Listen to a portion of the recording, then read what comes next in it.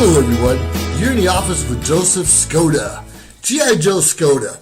Now, I've been doing a lot of training lately. Sometimes I've been talking about sexual harassment, diversity, but what I want to touch today a little bit is emotional intelligence. Yeah, emotional intelligence. Why do we act? Why do we perceive? Why are we funny around certain people, certain circumstances? Now, I've talked about this before, but I just want to enlighten you a little bit more as time goes on. Now, we all got that weird coworker, maybe strange family member or neighbor or Uncle Lenny that no one really wants to be around. But why is that? If our coworker or Uncle Lenny or our neighbor did something strange one time, let's say Uncle Ernie was eating bugs, and he always had bugs in his teeth, and you saw that grossed you out, so you never want to be around Uncle Ernie. Now, he might have did it on a dare. I doubt Uncle Ernie does it every day of his life. But sometimes people come into our lives, even for a short period of time, and do something disgusting, come across wrong, come across negative, or possibly sexual harassment of some sort. And right, that can turn us off, and it should turn us off. But often, us as human beings misunderstand one another. Now, don't get me wrong. If there's a sexual predator in your life, a family member, a neighbor, a coworker, you report it. You take care of those issues right away. But more often than not, we just misunderstand someone, or we fail our obligations to tell someone to just knock it off. Knock it off. Stop harassing me. Stop putting spiders in my food. Stop telling me there's a boogeyman nearby.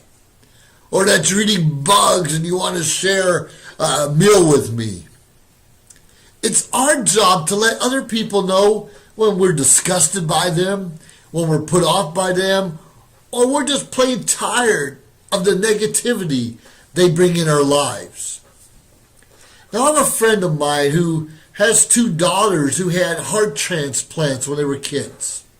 Now, I couldn't imagine my child having a heart transplant or a death or something like that. And years of struggling and rehabilitation and other things going on in your life. And that's stressful. But when you bring it up in each and every conversation you have with others, especially over and over again, it gets old. And people don't want to be around you. Now, I've talked about that, and I cannot imagine losing a child. And if you lost a child, hey, God bless you. And I hope everything works out, and you get the comfort and love you need. But people will give you the empathy and even sympathy in some cases, but you cannot continuously bring people down around you. If you lose a baby, lose a child, lose a loved one, those are all hard things that we all have to deal with. A car accident, someone hospitalized. We all have issues. We all have challenges. We all have obstacles. We all have reasons sometimes that we wish we weren't alive. Sadly, sometimes we wish we were doing something else. And I understand that. But we cannot bring that negativity around to our coworkers, our family members, or even our friends, or we will eventually lose them. So obviously you have some kind of a mental issue, and we all do from time to time. It's so important to get that professional help. Our friends can listen so much, our family can put up with so much, and then we need to move on. You can really never move on from a death of a child or a family member or even a broken up relationship. It's tough. How do you move on from that? I guess it's always here, but we have to find a way to get up and not bring everyone down around us. So getting back to the emotional intelligence. When someone comes around negative all the time and we're just used to once we see them, we kind of steer the other way, we look the other way, we avoid that person. And maybe just one time they said something negative or put us off in the wrong path. It might have been a political issue. And therefore we just choose never to be around them again.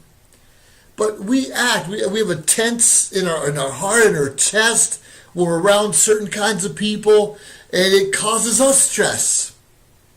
Often undue stress. And we do that to ourselves usually. Because we're not studying why we're acting this way. Okay, someone walks by a neighbor and they smell funny. Or we know their dog always poops in the yard and they lie about it, or someone steals food at work and they lie about it, we know it's them. Yeah, that can be put off and you just want to avoid them or maybe punch them in the nose. And I understand. And sometimes people need a kick in the butt or a punch in the nose. But we don't need to take everything personally every single time we see someone. If a good friend of ours was dating someone and that person broke up with them and it was kind of ugly, sure, we want to support our friend, but was that person ugly toward us?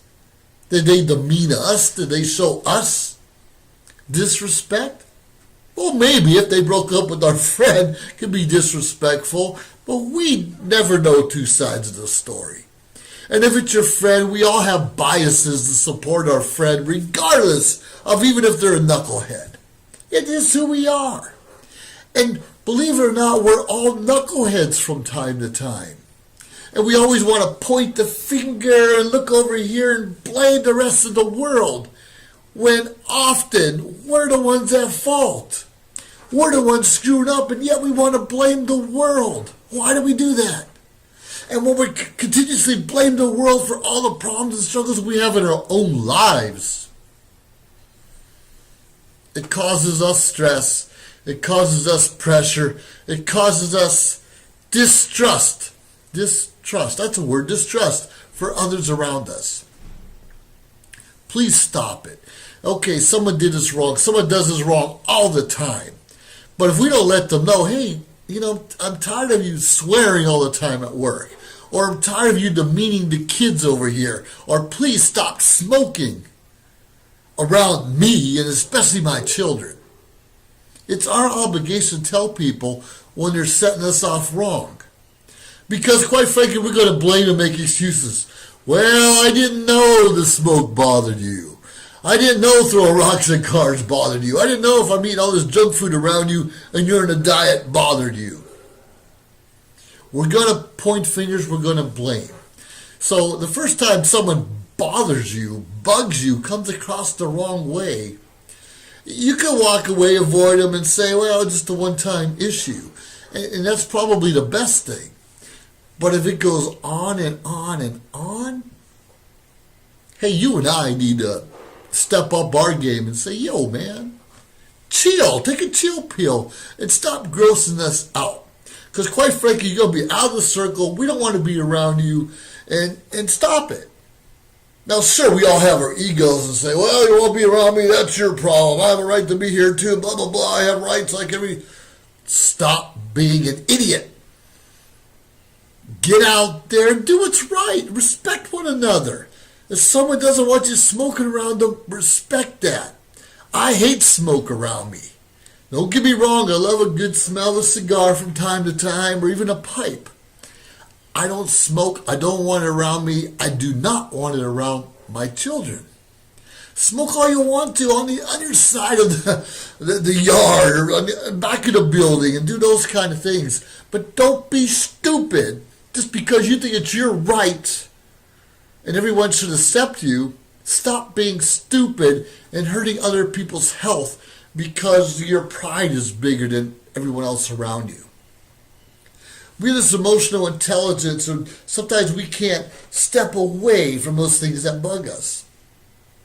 But once you learn how to say, okay, I understand you're a smoker, and I can step away from that and say, that's your problem, not mine. And just take those deep breaths, calm down, take our own chill pill.